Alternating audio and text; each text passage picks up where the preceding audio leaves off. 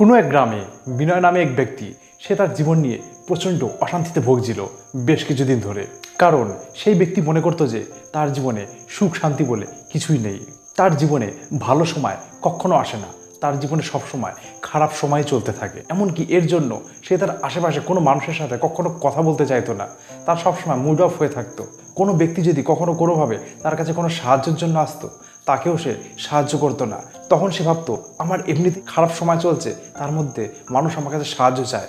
এইরকমভাবে বেশ কিছুদিন চলার পরে সেই ব্যক্তি একদিন ভাবলো যে এই জীবন আমি আর রাখবো না। এই কথা বলে সে তার গ্রামের পাশেই থাকা এক নদীতে যায় ঝাঁপ দেওয়ার জন্য, এবং সে ভাবলো যে সে এবার আত্মহত্যা করবে। ঠিক এমন সময় সেই নদীর পাশ দিয়ে যাচ্ছিল দুই বৌদ্ধ সন্ন্যাসী, এবং সেই বৌদ্ধ সন্ন্যাসী সেই ব্যক্তিকে দেখে তাকে বাঁচায়। তখন সেই ব্যক্তিকে বৌদ্ধ সন্ন্যাসী জিজ্ঞেস করে যে তুমি এটা কি করছো, তুমি কেন আত্মহত্যা করতে যাচ্ছ, জানো না আত্মহত্যা করা মহাপাপ?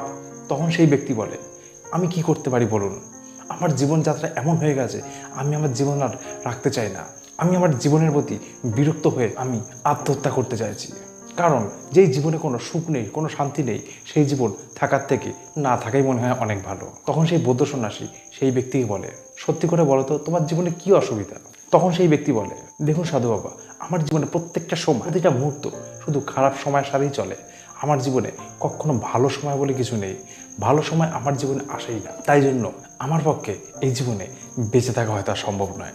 তখন সেই সাধু বাবা সেই ব্যক্তিকে বলে দেখো বাবা, তোমার একটা কথা বলি, একটা মানুষ সে তার জীবন থেকে কখন সরে যেতে চায় জানো? সে তার জীবনে যখন সম্পূর্ণভাবে হেরে যায়। আর হেরে যাওয়া মানুষকে অ্যাকচুয়ালি কাপুরুষ বলা হয়। তাই তুমি যদি তোমার জীবন থেকে এইভাবে চলে যেতে চাও, তার মানে কিন্তু এটা একটা কাপুরুষত্বের পরিচয়। তো যাই হোক, এই কথা বলার পরে সেই বৌদ্ধ সন্ন্যাসী সেই ব্যক্তিকে বলে তুমি যেন কি বলছিলে, তোমার জীবনে সব সময় খারাপ সময় চলে। তাহলে একটা কথা শোনো, জীবনে কিছু সময় আছে, সংকেত আছে। যদি সেই সংকেতগুলো তোমার সামনে আসে, মনে করবে যে তোমার সাথে ভালো কিছু হতে চলেছে, তোমার সামনে কিছু ভালো কিছু অপেক্ষা করতে চলেছে। তখন সেই ব্যক্তি বলে বলুন সন্ন্যাসী বাবা, কোন সেই সংকেত? তখন সেই সন্ন্যাসী সেই ব্যক্তিকে বলে শোনো তাহলে, আমি তোমাকে 5 ধরনের সংকেত বলবো। এই 5 ধরনের সংকেত তোমার সাথে যদি হয়, জানবে যে তোমার সাথে ভালো কিছু ঘটতে চলেছে।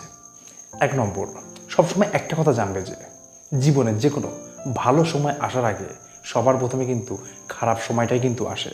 দেখবে তুমি যদি পরীক্ষায় ভালো ফলাফল করতে চাও, তার আগে কিন্তু ভালো করে পড়াশোনাটা তোমায় কিন্তু অবশ্যই করতে হবে, তারপরেই কিন্তু তুমি ভালো ফল কিন্তু পেতে পারো।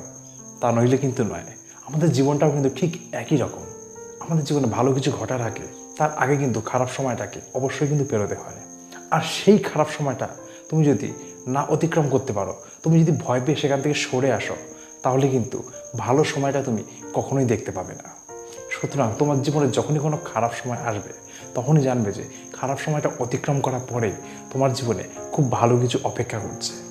এরপরে 2 নম্বর, ভিক্ষুককে মন থেকে দান করা। দেখবে আমাদের আশেপাশে অনেক সময় ভিক্ষুক আসে, আমরা অনেকেই তাকে ফিরিয়ে দিই। এটা কখনো করবে না।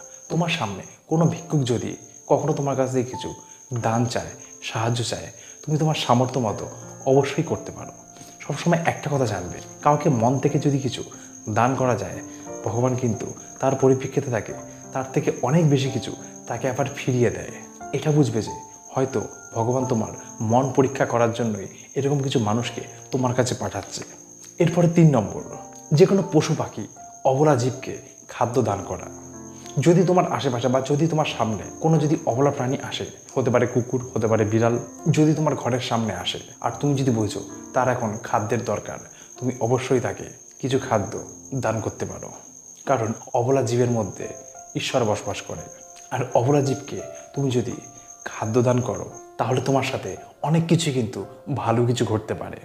এরপর 4 নম্বর, তুমি যদি দেখো যে তোমার ভোরবেলায় প্রত্যেক দিন ঘুম ভেঙে যাচ্ছে, আর ঘুম ভেঙে যাওয়ার পরে তুমি যদি ঘুম থেকে উঠে পড়তে পারো, তাহলে মনে করবে যে তোমার সাথে আগামী কিছুদিন পরে ভালো কিছু হতে চলেছে। কারণ তুমি তোমার নিজের আশেপাশেই দেখবে যে যে সমস্ত ব্যক্তিরা অনেক দেরি করে ঘুম থেকে ওঠে, সেই সমস্ত ব্যক্তিদের সাথে জীবনে কখনো কিছু ভালো কিছু হয় না। কারণ তুমি যদি তোমার দিনের অধিকাংশ সময়টা ঘুমিয়েই কাটিয়ে দাও, তাহলে তুমি তোমার জীবনে ভালো সময়টা কি করে খুঁজে পাবে? আর যে সমস্ত ব্যক্তিরা দেখবে প্রত্যেকদিন ভোরবেলা ঘুম থেকে ওঠে, সেই সমস্ত ব্যক্তিরা দেখবে লাইফের যে কোনো কাজে অন্যান্য ব্যক্তিদের থেকে এগিয়ে থাকে। এরপর 5 নম্বর, ঘুমন্ত অবস্থায় স্বপ্নের মধ্যে যদি কখনো ঈশ্বরকে দেখতে পাও।